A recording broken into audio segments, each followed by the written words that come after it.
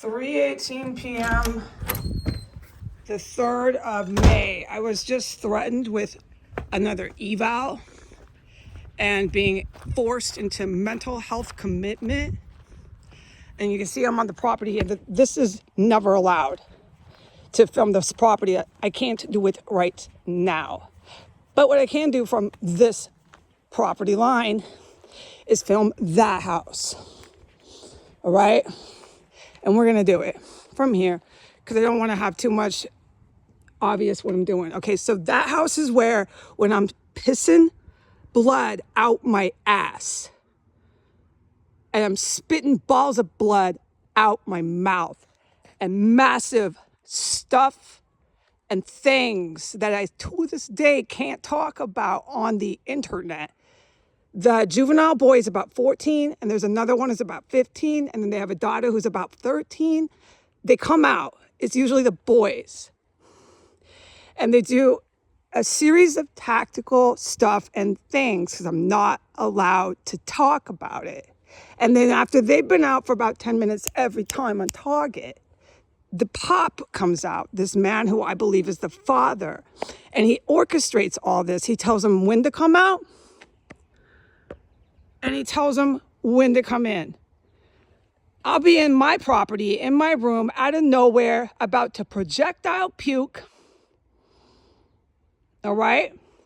I'll start, it's not coughing. What happens is if you irritate the gums after you've had a lot of chemical exposure, your gums, it's like balls of blood. The blood I spit here is 10 times worse than the blood I ever spit in Washington, D.C. Now, this is this property that I'm standing in comes and goes, comes and goes, comes and goes with the chemical stenches and all that. So, it's fucking serious business.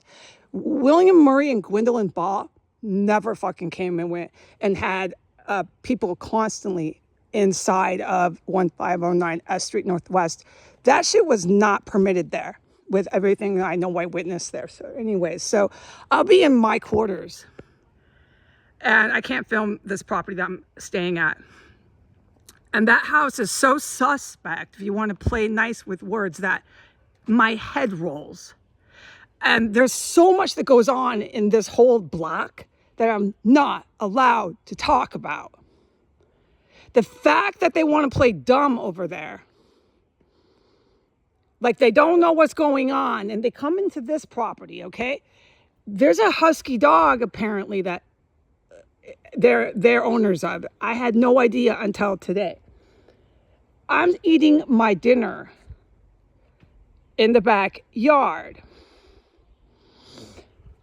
The next thing I know is the husky dog comes running up into our property, into our backyard. This property's dog, my legal relatives, they own a dog. And their dog becomes very, very vicious and will bite other dogs. So then there was a huge dog fight that I witnessed with my dinner plate. And a huge, he's about 110 pounds. Okay, so then I confront the 13-year-old girl and the 14-year-old boy. And because they're always over there. When I'm in my quarters racing, I'm telling you, I will race in this property that I'm standing in up to 10 times a day. I will get out of bed, whatever schedule I'm sleeping, racing. The quote unquote fumes in this property that I've experienced are 100 times worse. It's targeted at me all the time. The kitchen, the bathroom, both floor 1, floor 2. There's just no fucking where you can go. If I'm in the porch, I'll get blasted with that shit. And then guess who comes out? Almost every time. Every fucking time. And then we got this. Now we got this. Okay, great.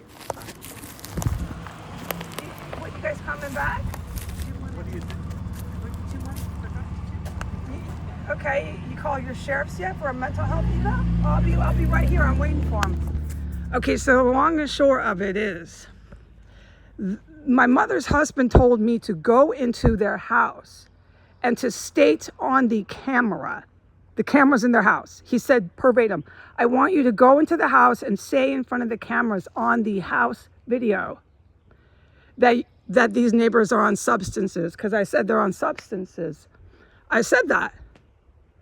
And he says that that's his reasons to have me arrested, my mental health checked, and hauled to Jefferson Hospital and involuntarily committed because of what I witnessed over there at that house.